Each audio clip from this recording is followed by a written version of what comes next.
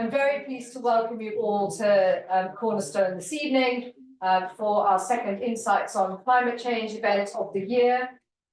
When I was thinking about how to kick this event off this evening, I've long thought that narrative is probably the most important thing about the climate crisis.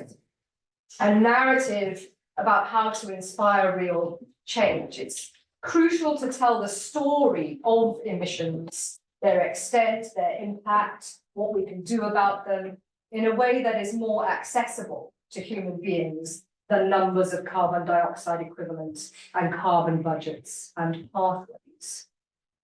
So how do you, for example, contextualize the emissions that the New Cumbria coal mine would cause? What tells the story more? Would you say 220 million tons of CO2 equivalent? Or would you say more than 5 times the emissions from the eruption of the Mount Pinatubo volcano, the second largest volcanic eruption of the 20th century? Would you say the equivalent of driving an average UK car around the Earth more than 15,000 times? Would you say the equivalent of driving the average UK car to the moon and back over 7,000 times? What tells the story of the extent of those emissions most? That is the sort of narrative that the footprinting work, the carbon footprinting work that Professor Mike Berners-Lee has undertaken allows. And the numbers that I just quoted are based on the analysis that he has done in one of his books. He has a knack for making carbon footprinting both enlightening and engaging. His book, How Bad Are Bananas? The Carbon Footprint of Everything, breaks down the carbon impact of daily life in a way that is both fun and eye-opening, and as you've seen, very useful for us looking to tell stories. Where can you turn for reassurance that watching an hour of TV is a relatively low carbon pastime?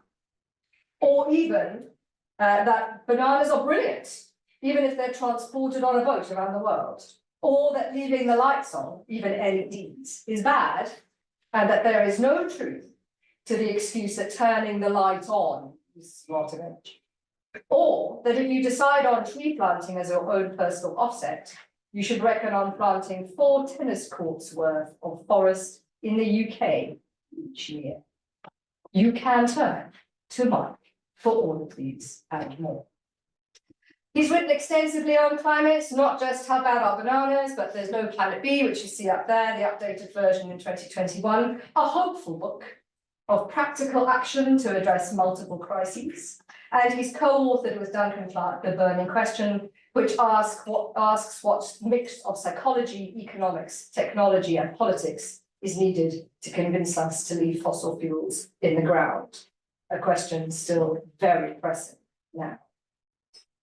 He writes with the heft of being professor and fellow of the Institute for Social Futures at Lancaster University, where his research includes supply chain, carbon metrics, and sustainable food systems. And he has the real-world credibility of being director of Small World Consulting, based in the Lancaster Environment Centre at the university. Mike's unique blend of expertise and approachability makes him a go-to voice in the fight against climate change. His work is not just informative, it's essential in shaping how we think about and tackle the climate crisis. So we are delighted to have him with us this evening. Mike will speak to us for maybe up to half an hour, then we'll be in conversation with me for about 10 minutes, and then we will open the conversation to you all for about 20 minutes or so, and then we will adjourn for some well-earned beverages. But over to Mike. Thanks, Estelle. That's a very flattering way of describing me. Thank you. So I'm going to talk. So some of the stuff I'm going to talk about is from my last book, There's No Planet B, and some of it is going to be kind of updates on that and where I've got to now, and some of it will be some of the stuff that I'm starting to try and write about at the moment, which is I'm always trying to sort of get to, well, what do I think we really need to do if we actually want to start making some progress on this, given that everything else so far has not worked? But I'm going to start by kind of just having a look at a big overview of the whole situation we're in. And I wrote There's No Planet B because I've been working on climate for ages and doing all this stuff about carbon footprints and everything. And it was clear that if you wanted to deal with climate, you have to treat it as a symptom of something much bigger that's going on for humanity right now. And so that's what this book is about. And just a quick overview of some of that now. So what is this? Oh, sorry, just about me. Estelle's already said, so Small World Consulting works with all these organizations in all sorts of different ways, trying to help them make an appropriate response to the climate and ecological emergency, which is a very kind of broad take on the challenge. And then there's some books, and then that's me at Lancaster. So what is this thing that's bigger than climate change that we need to look at? Well, the best way I know of starting to talk about it is to have a look at this graph of global energy use going up and up, averaging 2.4% per year growth rate for the last 50 years. That's like a double up every 30 years. And all this energy is fantastic. We're using some of it now. It helps us be comfortable, it helps us do lots of wonderful things. But it's also true to say that as we get more energy at our disposal, and as we get clever at using it, more efficient at using it, more inventive at different ways of using it for different things, so our influence goes up and up and up. And specifically, our influence over this planet that we're on has been going up and up and up. And we exert that influence through a mixture of accident and design. It didn't matter that we were getting more and more powerful for ages, because the planet was still big and robust compared to what we could do to it. But that balance of power has now well and truly swung the other way, and takes us into a brand new context for humanity. Not brand new, but pretty new context for humanity. And some people have a very big word for it, and I just use it very simply. They say we're in the Anthropocene now, and it just means we've transitioned from being like this, little species running around on a lovely robust playground, to like this, big species clowning around on a very fragile looking planet. And that's tricky for us, because everything about how we do life, how we learn to do economics, politics, law even, how we learn to think, how we learn to run society, solve problems, all of that was honed in this context. And now we're in this one over here. And what we're finding now is that because we haven't yet found a way of reworking the stuff about how we do life that's not fit for purpose in this context anymore, we're finding we're in a situation where if we don't make that transition to an Anthropocene fit way of carrying ourselves, it's really clear that humanity is going to have a very nasty time. And we don't know exactly when, but it looks like it's not very far away. Like if I'm not going to die of some nasty disease that I don't know about, I'd be very surprised if we could carry on broadly as we are, and I don't experience that super big crash of some kind or other in my life. So, and we've had a few decades of being in this Anthropocene and being able to get away with still living as if we're not. But right now is crunch point. That's why I called There's No Planet B a handbook for the make or break years, because I think they're in it. We really are in this very short period of make or break. By the way, in terms of narrative, I think it's really unhelpful to exaggerate things for effect just to try and get people worked up. And I also think it's really unhelpful to water things down just to make messages more palatable. I think what we need is the clearest view of reality as we can see it that is possible. So that's what I'm going to try and just put across in overview now. So let's have a look at how we're getting on, because the science on climate change, that climate change is a big deal, have been clear for decades, right? So we've had 28 now of these COPs, big international conferences to try and get on top of this challenge. Let's have a look at how effective they've been. So this is the curve of global emissions from fossil fuel use. And there it is. There's the marker for the first one of those international conferences to deal with climate.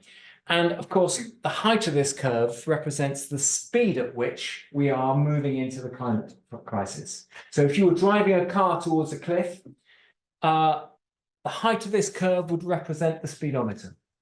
So in other words, we are accelerating still into the climate curve. And if you were on another planet somewhere in the galaxy using this data to try and understand life on planet Earth and what's going on for humans, you'd see a few things. You'd see the end, you'd see 2 oil crises, you'd see the end of the Soviet Union, you'd see a financial crash, and you'd see a COVID pandemic. You'd see some little dents, but you wouldn't spot any evidence at all that we've noticed climate change. Right? So I'm not saying this to be depressing. I'm saying this because we have to realize that the processes and the way we're talking about it and the level of activity on this thing is just nowhere near what it takes. Nowhere near. Don't worry, I'm going to say some things that aren't so depressing. But so here we are. So we're accelerating into a polycrisis. I'll talk about why it's a polycrisis in a second, not just a climate crisis. So why is that? Well, you know, we've had a fossil fuel industry that is, and we still have fossil fuel industry that is very cynical about this, very sophisticated, very effective at putting back the action on climate change. So they've got a template laid down by the tobacco industry for how do you put off public reaction and government action on some science that's uncomfortable for your industry. And it's a template that, incidentally, I'm now dealing with the beef industry that is rolling its sleeves up, and some parts of it at least are following the template that's been explored by that's been laid down by the tobacco industry and now the fossil fuel industry. And it's very effective, and it's very cynical and very well funded, and it's got very good access to the press. And one way of looking at the COPs is to say, actually, you know what? The fossil fuel industry is at the moment allowing the policymakers to say and do anything they like, as long as it won't actually succeed in leaving the fossil fuel in the ground. So why haven't we got a carbon price, for example, yet? Why aren't we even talking all the time really clearly about a carbon price? It's because the trouble with a carbon price is it will work. It would actually work if you put it in place. It would succeed in leaving the fossil fuel in the ground. So, you know, a ton of fake news, corruption and greenwashing. I encounter greenwashing in every industry that we work in at Small World. We do our best to kind of put the lid on it all. And, you know, I'm sure there are people in this room who encounter some of this stuff going on in your profession as well. Okay. I said we were accelerating into this poly crisis, and I'll talk about what the poly bit in a second. But just to give you an idea, this is temperature change above pre-industrial levels and come in.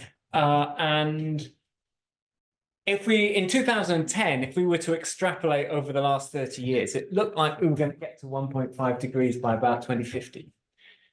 But if you now extrapolate from the last 30 years as of to date, it looks like we're on track to go through a massive 16 years earlier than that. So that's what I mean by acceleration. And that acceleration is because that curve is still going up. We're still going, if we're in a car heading towards a cliff, we're still accelerating towards that cliff.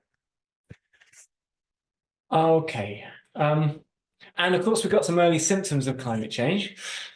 These are all pretty self-explanatory, apart from maybe this one. Those puddles are craters in Siberia left by methane exploding out of melting permafrost. And they can be up to 50 meters across, and there are thousands of them.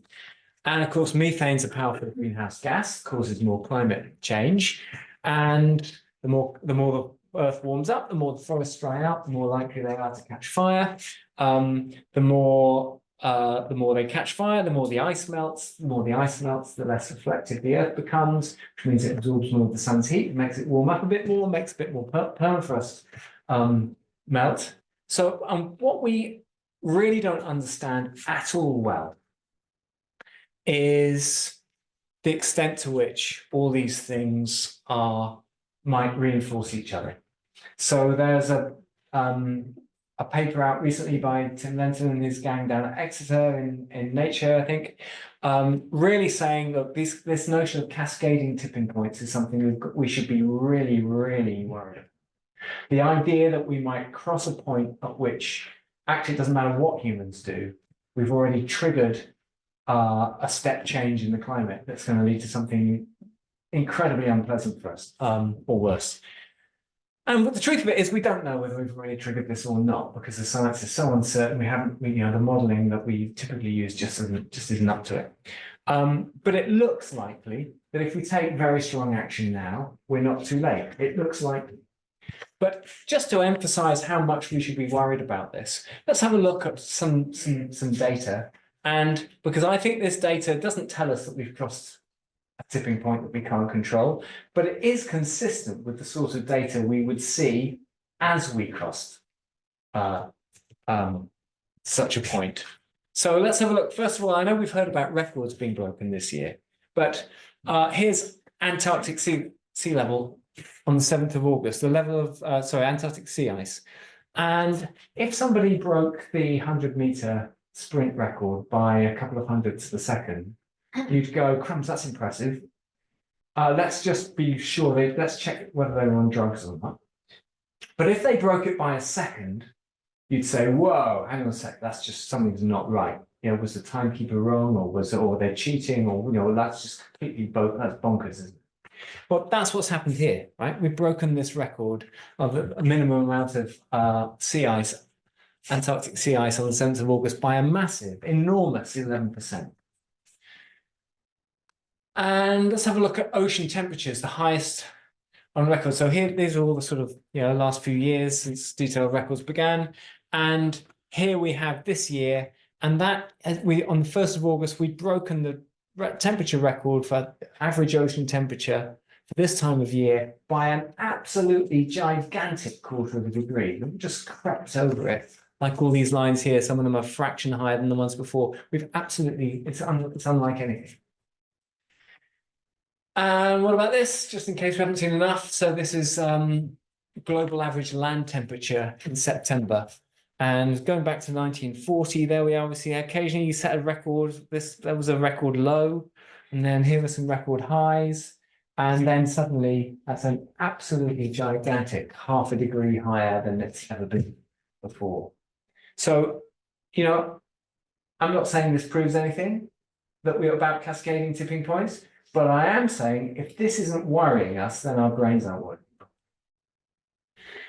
And if this isn't making us think this is urgent, and it means we've all got to be pushing hard right now, then something's not happening. Something's not right in the way we're thinking about it.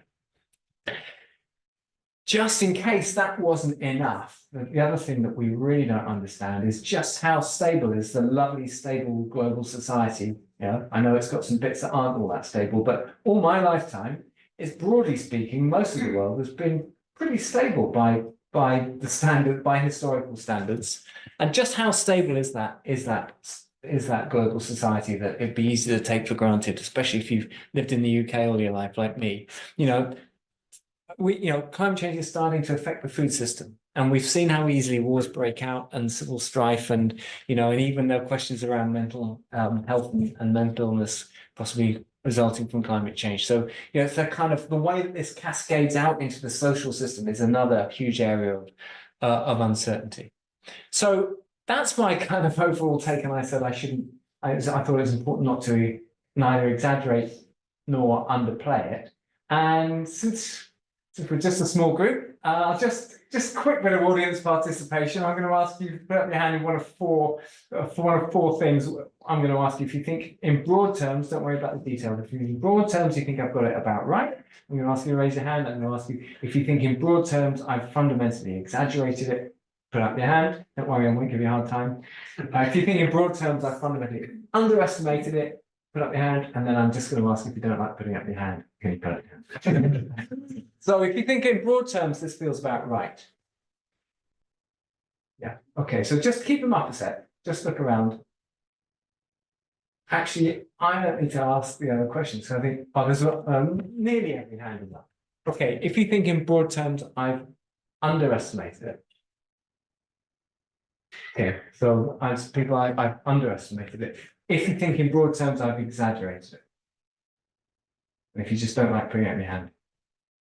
Right, okay. So it's at least as bad, this room thinks it's at least as bad as that, it's at least as serious as I've pointed out. Okay, so that, I think that's a and by the way, I've been asking that question in all kinds of environments, business groups, hundreds of people, and it's pretty well always the same.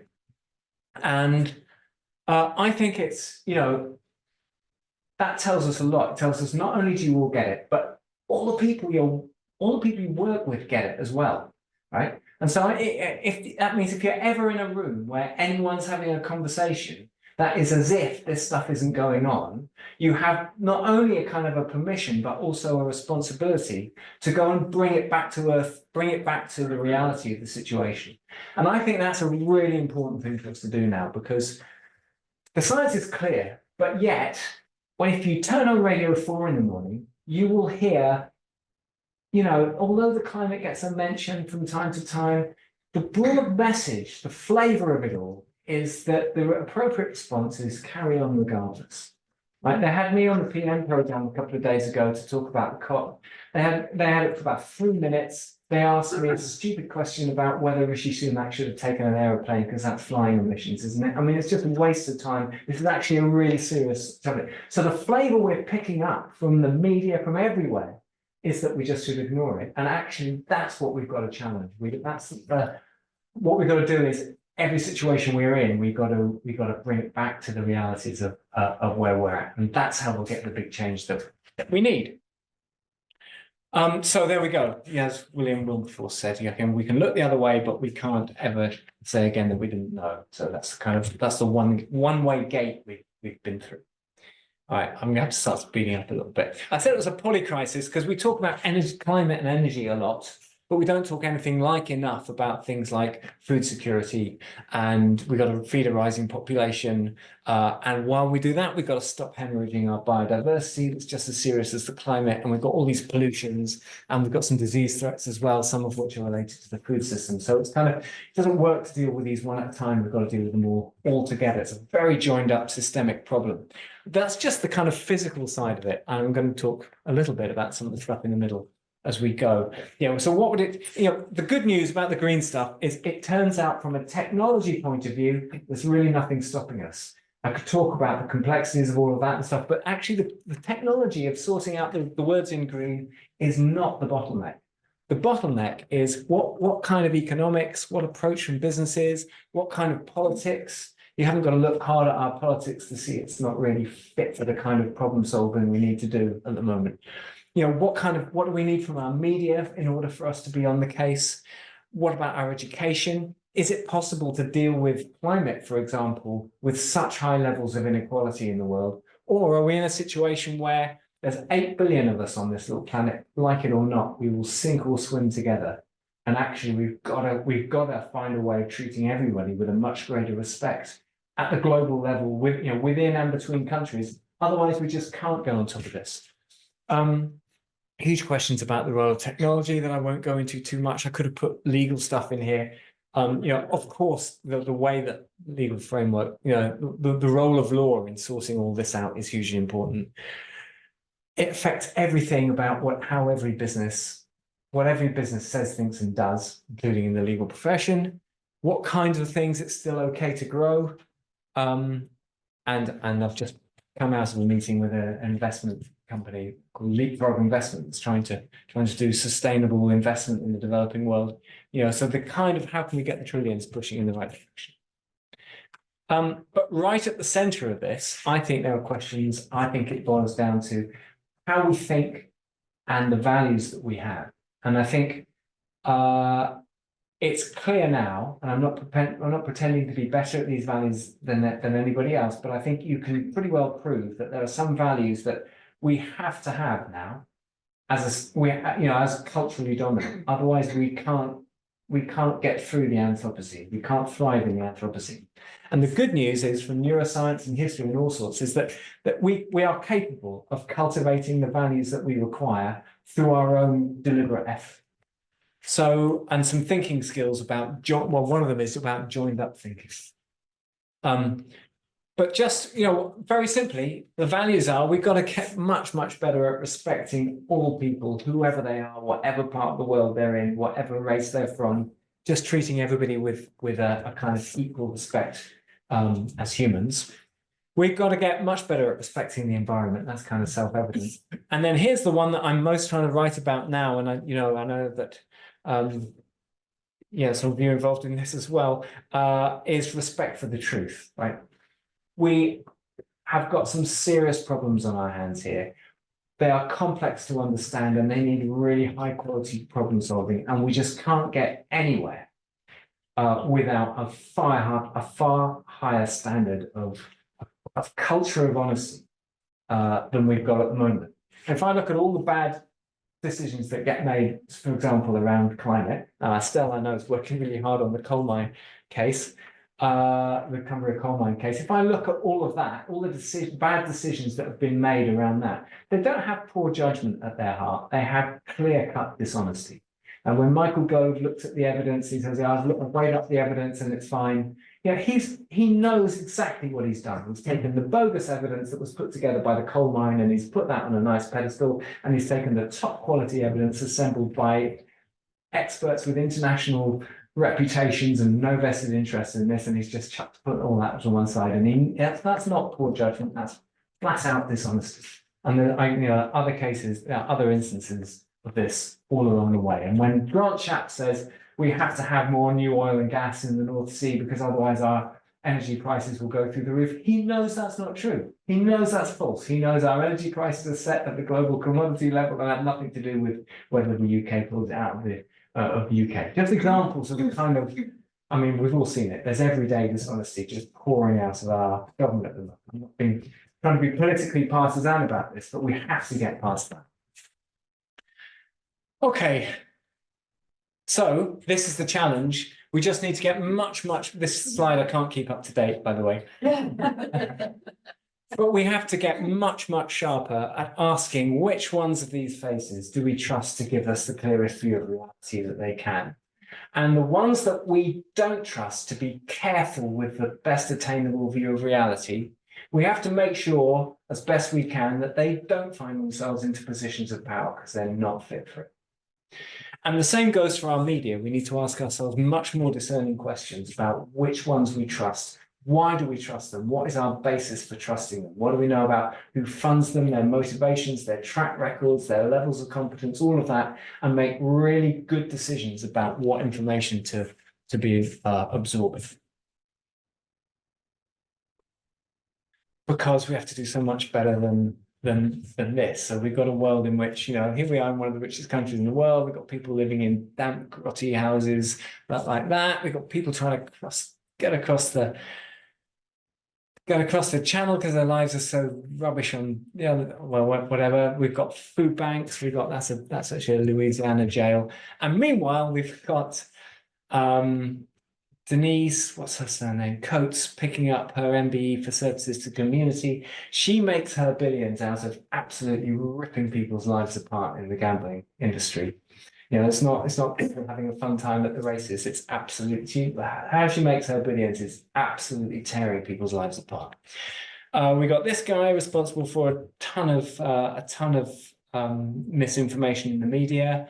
Including for his own vested interest. This guy's also destroying some social media at the moment. These guys making record profits. These guys making their billions out of addicting people to drugs. She's making her millions out of corrupt COVID healthcare products. This guy's thanking his workforce for allowing him, his underpaid workforce for allowing him to indulge in his space hobby, which is the most environmentally unfriendly way that anybody could burn their spare billions of cash. So we kind of have to do something about the way we tolerate this and tolerate both of these things. So when it's all so global, what can any of us do? So I think the way to frame up the question is, how can I help create the conditions under which humanity can undergo the systemic change that it needs? And I think that if you ask that wider question, I think the legal profession, which I don't know very little about, but it's very clear to me that it's a point of leverage. Getting legal stuff working right is really, really central to enabling a lot of the stuff that we need. And some people talk to me, what's my carbon footprint and so on. Well, that's fine, but the real question to ask is, what are the other ways that I can push for change, particularly if you have any influence in the legal profession. So just a couple of things. Some of you will know all about this, the letter from 19 attorney generals to BlackRock telling them that they were legally obliged to only consider short-term financial gains in their decision-making, and anything else was going to be illegal. Anything like looking after the environment was illegal, and they get sued for it. And I was in America, did a talk for an asset management company, and they were bricking themselves about this. So we absolutely have to have, like, the interpretation of fiduciary duty has to include more than just financial gain. And that's a must-win battle for some. If there are any great people in this room who are connected with that, then please do. And ESG, everyone's talking about ESG, but it's not fit for purpose at the moment. It's just legal cover for greenwashing. It needs to be to look at whether to understand whether a company is pushing for a more sustainable world or not is a really difficult, complex question to ask a lot of the time. And you can't just buy a spreadsheet from a company that will give you the answer of who's good and who's bad. Over some of that stuff. I'm not going to go into the detail here because I don't want to talk forever, but this is based on somebody I met, works for an academic at UCL, and he was putting together as like a framework of all the different things that he thinks need to happen in the legal profession, in order to create the framework for UK decarbonisation. So plenty of work to be done if you're getting spare time. Sure. But this is where I'm getting to. I'm getting to the point where the culture of honesty that we need to have a situation in which, if any politician is found to have clearly done something which is deliberately misleading to the public on a matter of policy, it tells us, which is actually quite hard to uncover. It's very easy to spin nonsense, like the example I gave of Grant Shapps just now talking about energy prices. Very easy for him to just go on the radio and say that. It's very hard to unpick it. Carbon Brief wrote a whole piece about why that was nonsense, but it would have taken someone about 3 days to put together. So when you do get a case, a clear-cut case of someone that's been deliberately misleading, it tells you that you can't trust them on that topic. No, that's fine. But it tells you much more than that. It tells them you can never trust them again on that topic. It actually tells you can't trust them about anything at all that they say, right? Because they don't have high standards of honesty. And that lasts forever unless they have some quite unusual kind of redemptive experience. So if you know, for example, that somebody's been sacked a couple of times in his journalist career, that tells you that unless something very unusual has happened to make them suddenly become an honest person, it tells you that they'll always be completely unfit for politics.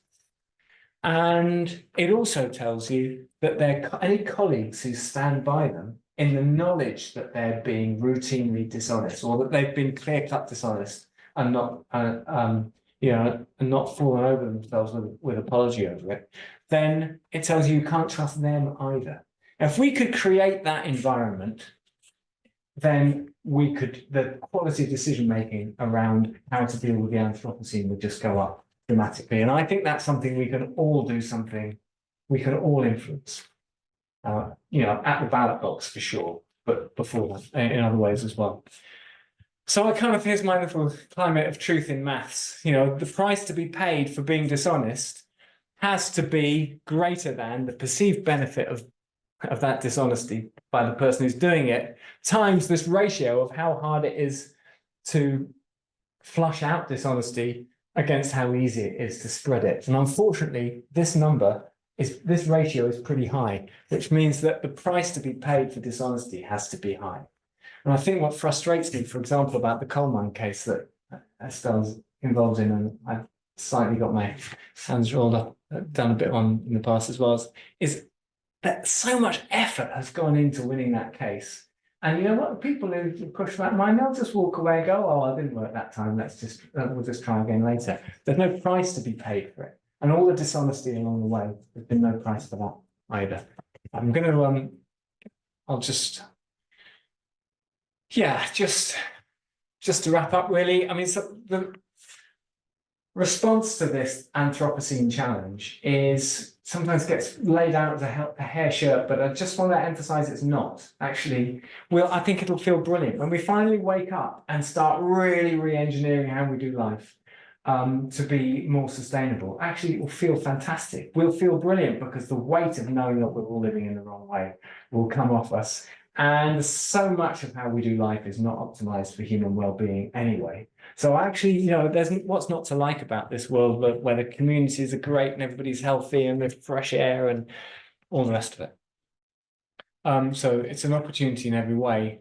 But it's a flat-out race between tipping points. Will the climate system and ecological system tip against us first, or will humans wake up in time? And there's all sorts of, things that give me hope. The people taking to the streets, if they do that in the right way, I think it's really, really helpful. Some of the businesses we're working with or we know about, Triodos Bank, we're not working with yet actually. This is a technology group that's doing fantastic stuff. This is a packaging-free shopping thing. This is an ice cream company that's going vegan and doing really well. So the Salvation Army, fantastic business model in their business. I was really impressed with every angle of what they're doing. Patagonia, we all know about. MP Watch is trying to set up an environment in which at the next election, every voter will know the honestly track record of every candidate and will know why it's so important. So that's just an example. I've put a little space for Cornerstone Barristers up here because all the fantastic work on the coal mine. So there we go. I'll stop there. Thank you for listening.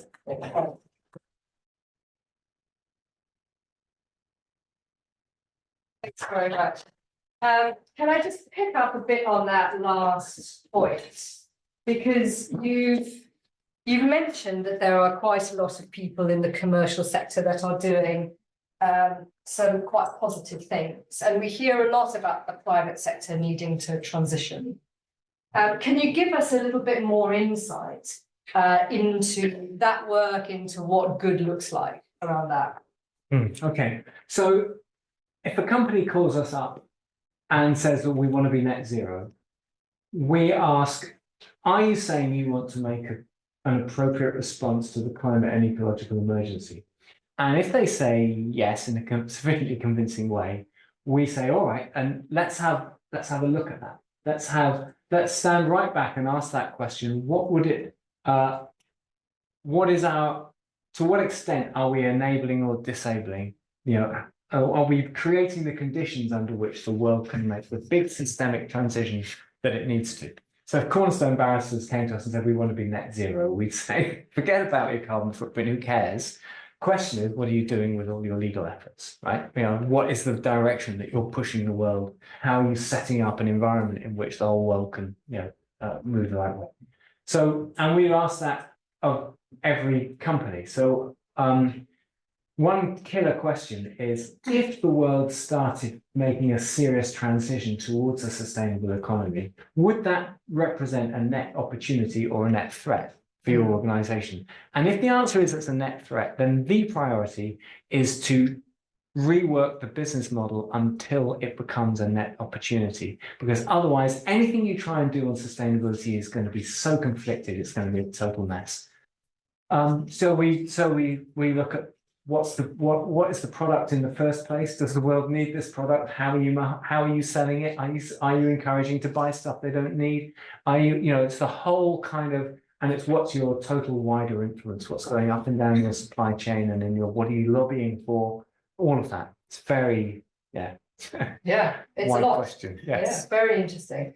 When I opened, I talked a bit about narrative, and you said a couple of times it's unhelpful to exaggerate, it's unhelpful to water down to be palatable. And both of those things, both the exaggerating and the watering down, can certainly be attractive in different ways, especially if you're trying to put arguments across against a legal background. So how do lawyers contextualize the figures or actually bring that truth home to decision makers like inspectors, like judges? Yeah, well, you're the experts, not me, but it's interesting, isn't it? Because I hear bits and bobs about legal cases. I hear legal cases of,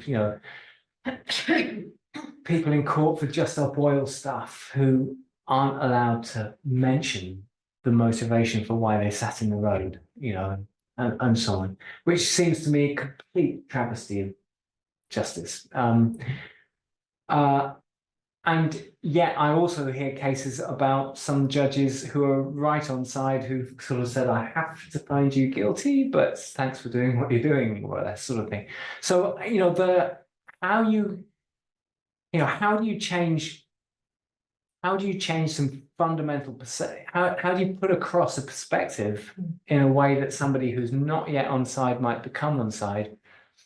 I don't know. I mean, I suppose I tried to do it with you guys today by showing some big picture graphs and trying to encourage you to stand back to see the big perspective on it. I think we don't do anything like enough of that. I mean, we carry on. There's a beautiful South song, isn't there, about carrying on regardless. We carry on regardless because daily life is kind of so easy moment by moment. And actually, we get so stuck in daily life that we don't spend enough time. What we really need, if the fundamental way we're living life isn't right, then what's required is to stop and stand right back. So I don't know if this helps you or not in the courtroom, but it's to stand back and get the big perspective.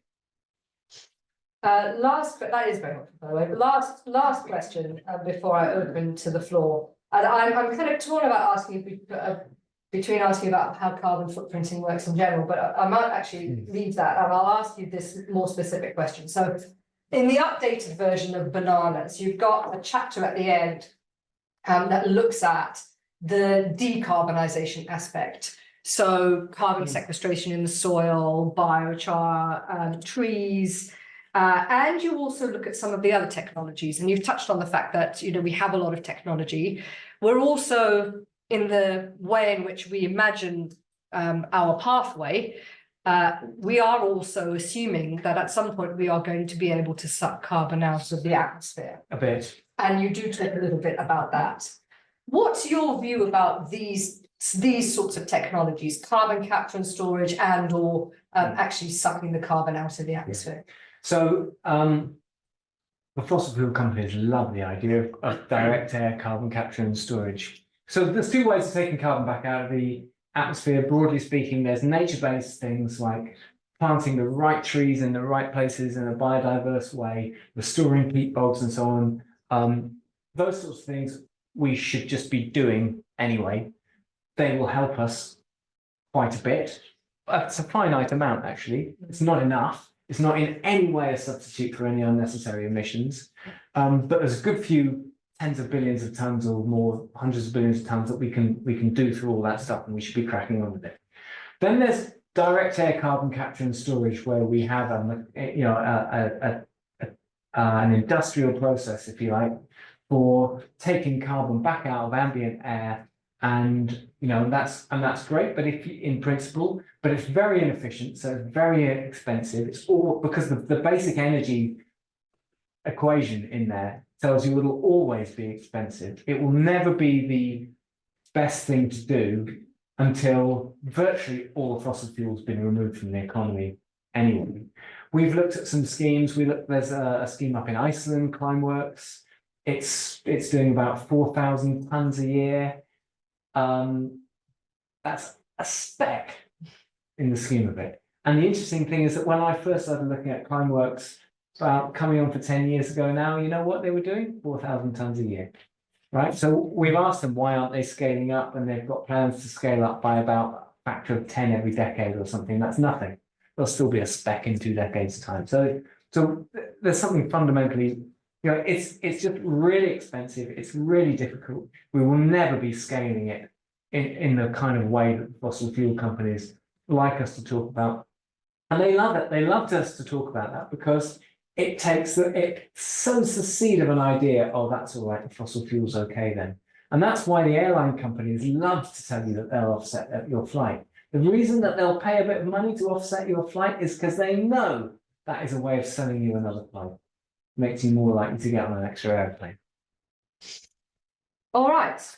Despite having many other things that I would love to ask you about, I will forbear and I will throw it open to the room. Questions, please. There's some, yeah, John Wick, there's some very similar parallels to a lot of James Lovelock's work with Exeter, and you mentioned quite a bit about carbon capture.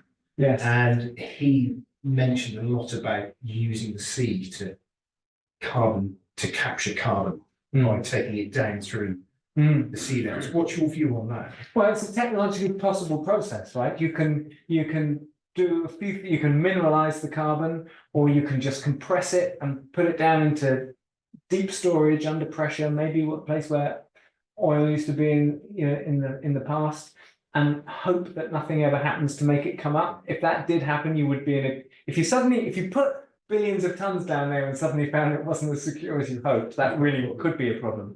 But it's doable, probably, but it's fundamentally really difficult. Yeah. And the other, really the other question was, as with the coal powered power station, which the government has, it's singing praise about, is completely wrong. And why, Which the one you were talking about? Oh, the new coal mine. Coal mines for Yeah. fields. Yes. And just how, in a sense, where we should be looking more at nuclear, and is that more? What's your Okay, view on it? so this is a really interesting question, because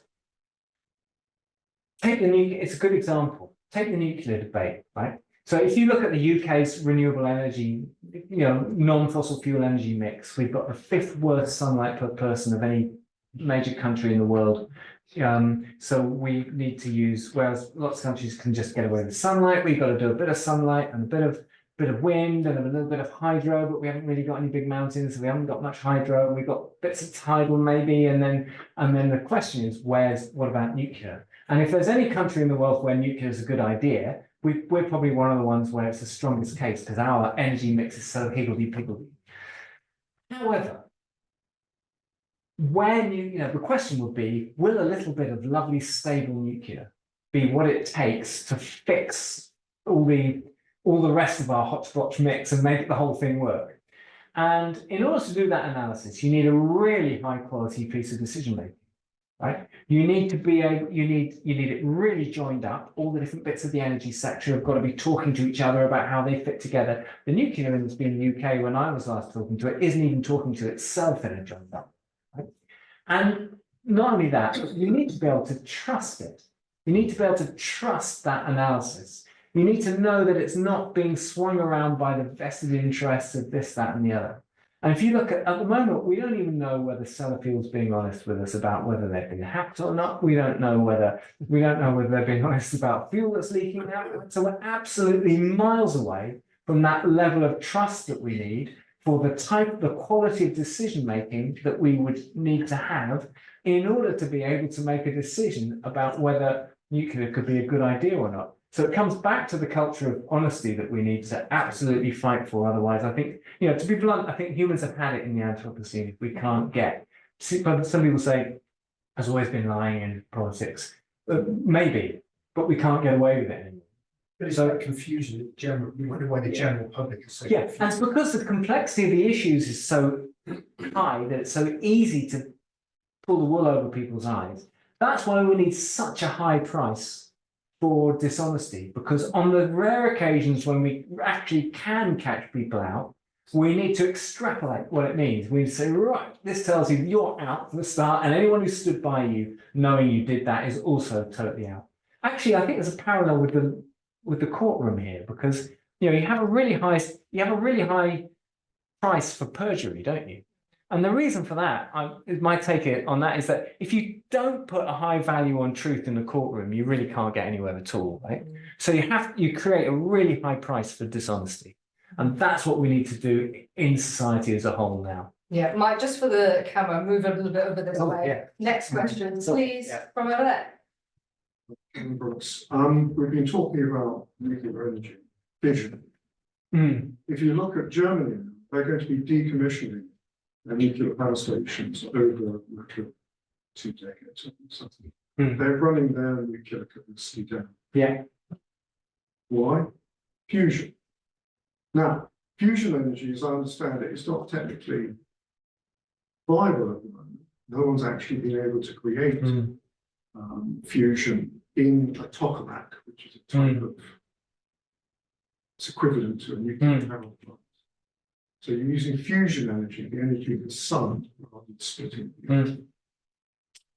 That's Germany. I mean, the irony is that in Portugal, they're actually thinking for the first time of introducing a nuclear industry. They've got no history when it comes to nuclear.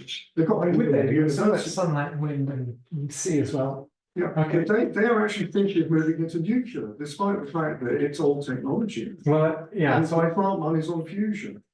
well, I don't know about Portugal. What I would say about fusion is that the solutions we need these solutions right now.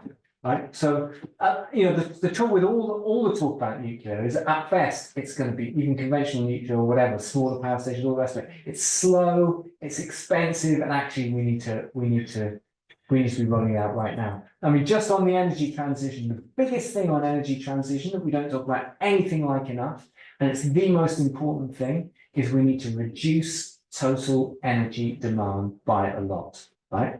And because at the moment, renewables don't make the world any greener. Renewables only help us to the extent that they replace the fossil fuel. And at the moment, they're not replacing the fossil fuel at all. We're having more renewables at the same time as we're having more fossil fuel. So we need to reduce the total energy demand. And then just quickly on Germany, I mean, one thing Germany is doing is they are looking to build a hydrogen pipeline to Africa. And that's a really smart idea. Why? Because Africa's got tons of sources of renewable energy. Through hydrogen, you can turn the power you generate into something you can store and transport.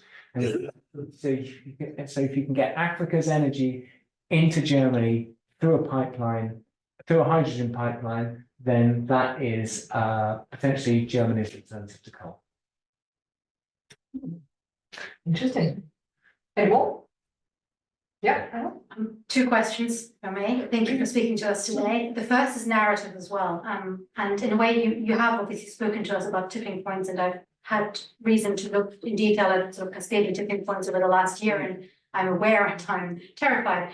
And I find it quite difficult to find a good way to communicate about this in a short time frame, because I find to navigate these sort of three dangers of saying, well, it's sort of so uncertain that we just can't be sure, and therefore sort of the merchant of doubt type handle, we just don't know. Yeah. The science is dodgy. Or sort of it's so terrible, it cannot be true. Or saying, well, it's sort of already so bad we can't do anything. And I'd just be really interested in sort of your short way of navigating those three responses that a lot of people have. Yeah. So some of those responses are narratives that the fossil fuel industry love. They would love us to go straight from climate change isn't a thing to it's too late, there's nothing we can do about it. Right. So maybe highlighting that is a message that they encourage. So if people are coming from that position, very likely that they've been manipulated into it. Slightly tricky narrative to run before a judge, though, Mike. So what else might we be saying? Okay. So, well, I mean, I think I tried to put my best version of it up now. So, on one hand, explain how these tipping points work so people can see. Explain that the science is really uncertain of it. And then I think those graphs that I showed of those enormous changes in records, I mean, if they don't put the bricks up us, then, honestly, what will? Can we do anything about it? I mean, that's in a way I think that's also really interesting, a really important question to ask, because it is a big global problem. And lots of people look at this and they say, well, I could change my diet and not get on an airplane, but it's not going to change the world, is it? So that's where I try to try and push in a wider way. And then we can, none of us will be able to say, oh yes, I was the one who dealt with climate change, but we'll all be able to go to our deathbeds knowing that we at least were hard pushing for it, and that's enough. Yeah, I mean, is it too late? I think I'd just say I don't know. We don't know, actually. But if you fell overboard and it was a long way to swim to land, what would you do? You'd get swimming. You wouldn't you wouldn't waste your time working out what the odds are, would you? Oh, sorry, do you mind if I go with Michelle and then I'll come back? Sure, I just wanted to follow up that point. Well, again, it's on the point about what can we do about it, and I think your point about honesty is really important, and the price for dishonesty. And yet it seems to me that in the last 10 years, suddenly there's been no price for dishonesty in Correct. the people who have been in charge here and in America, and it feels to me like it's got massively worse in the last 10 years. So what do you see any ways Yes. that we can push for honesty? Yeah, so I'm going to be really optimistic, right? So is there a pathway? So I called this thing resetting planet A, right? So is there a pathway through this? Because we've tried and tried and tried all these different things. We've got absolutely nowhere. So I'm always asking, what is the leverage thing, right? So one of the big leverage things is if we could get a climate of honesty, across business, media, and business, media, and politics. And at the moment, I agree, it's been going the wrong way. And MP Watch started out as a climate campaign. It was going to flush out MPs for having bad climate policies. And they've transitioned it now to a honesty-based initiative. And the reason for that is, well, there's lots of reasons for it, because you can't get anywhere on climate unless you've got an honest environment. But there's another reason for it. It's because a lot of people now are, and I sense this in the UK, are feeling like they've really been taken for a ride. Right? And most people don't like being taken for a ride. You do some of you pay them the respect of voting for them, and then they give you the absolute abuse of misleading you. They say things that they know aren't true, or that they know will lead you to a fake view of the world that's not their own view of reality. And that is so abusive. And it doesn't matter what you care about at the moment. Is it that whatever you think about Brexit, the terms on which you were sold Brexit were misleading, you were lied to, or if not technically lied to, you were absolutely misled, right? And the same goes for, it was fun to vote for that guy, that charismatic guy with a fun haircut. And lies are fun in the short term. If you forget where they take you to, they're fun. Through lies, you can tell these lovely, enchanting narratives about how great everything's going to be. But a bit further down the line, when you find that your relatives are dying can't get their cancer treatment, and you can't afford your energy bills, and you can't go on holiday where you want, or whatever, and the whole thing's falling apart, and plus there's climate. I think we are experiencing is that my phone? Sorry? If it's not, if it is. We're experiencing a period in which people are realizing that there is a consequence to this not caring about the truth. And actually a bit further down the line, you find that the shit really hits the fan, and that's not good enough. And I think there's a widespread anger about it. And I think we're ready to have a reset. Now, that would be my optimistic hope, is we're ready now for a radical reset on the standards of honesty in public life. Pendulum swing. All right. I am going to take one more question. You are all going to be very disappointed with me, because I'm going to choose someone that hasn't asked a question before, right at the very, very back. Hi, just a quick question about energy transition, especially given your comment about reducing energy demand on the world. How do we balance that argument looking at the global south? And how do we also ensure that there's just transition? Because yes, a project developing the hydrogen pipeline, helping the energy needs of Germany, which is a developed country, contributed the most to the energy crisis. How do we ensure the benefits of Africa's renewable capacity feeds the people, helps them mitigate the impacts of climate change in Africa, which is one of the most vulnerable Competence. Yeah, so it's such a brilliant and important question because we won't deal with climate unless we can deal with that sort of thing. I'm confident in that. So when I said we need to radically reduce total energy demand, at the global level, that's true. And at the UK level, that's even more true. But there are some countries that have a legitimate right and need to have a bit more energy, and that can be done. Still doesn't answer how do you deal with the inequality thing. I mean, to take Africa, for example. So they are in a fantastic situation at the moment in that the transition away from fossil fuel will mean that some of their natural sources of energy, I mean, they're going to be quite well placed, much better placed than the UK, for example. So the challenge is, can they keep hold of it? So you're right. If that pipeline goes to Germany, it's really important that Germany is paying for that sunlight turned into hydrogen.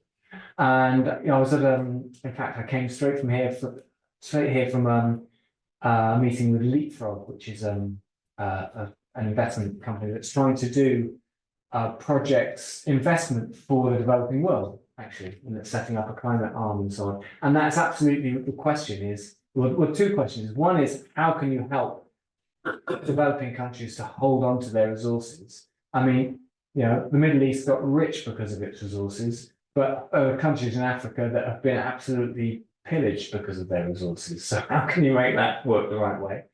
And the second thing is, how can you bring out the technologies that really are going to be helpful? So one of the things that we were talking about was in India, the idea of battery, little freewheel vehicles, battery powered, which incidentally will just make everybody live longer as well because of the air pollution thing, where you swap your battery around. Keeping the vehicles light means that the battery is so light, you can pick it up and change it over in 2 minutes flat, and all of that sort of technology, that's proper, down at the level of the working population, benefiting the person on the street level. That's the sort of technology that is helpful. Electric SUVs aren't going to be. So it's a really interesting question, and getting that, I just think getting that right is, it's tough and important. Well, I didn't think that we'd end today on the point that electric tuk-tuks are better than electric SUVs, but here we are, everybody. Do not fear, though, those who haven't been able to ask their questions or their follow-up questions, Kevin. We are transitioning ourselves from the more formal bit of this evening to the less formal bit of this evening across the way. I hope you'll be able to stay with us for that. But before we do, thank you very much, Mike, for all your insights and all your passion and for keeping us honest.